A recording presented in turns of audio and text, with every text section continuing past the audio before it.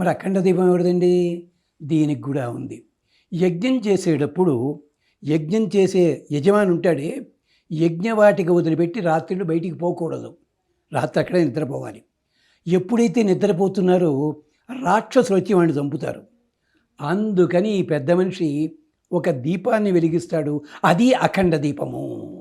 దానికోసం వచ్చింది.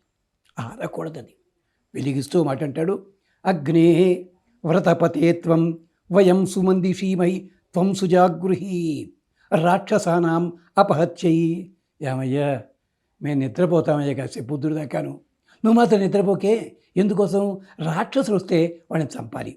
అందుకని మధ్యలో గాలి తేడా వచ్చినా, నూనె తేడా వచ్చినా, నెయ్యి తేడా వచ్చినా దయచేసి వెళ్ళిపోకయ్యా. అక్కడితోటి మొదలైంది అఖండ దీపం అన్నది. అంటే మధ్యలో ఆరకుండా ఉండి. ఇది ఎప్పుడు పెట్టాలి? కొన్ని నియమాలతోటి ఆరాధన చేసేటప్పుడు అఖండ దీపం వెలిగించాలి తప్ప ఉత్తప్పుడు మాత్రం కాదు. ఈ అఖండ దీపాలు మొత్తం 27 రకాల అఖండ దీపాలు ఉంటాయి.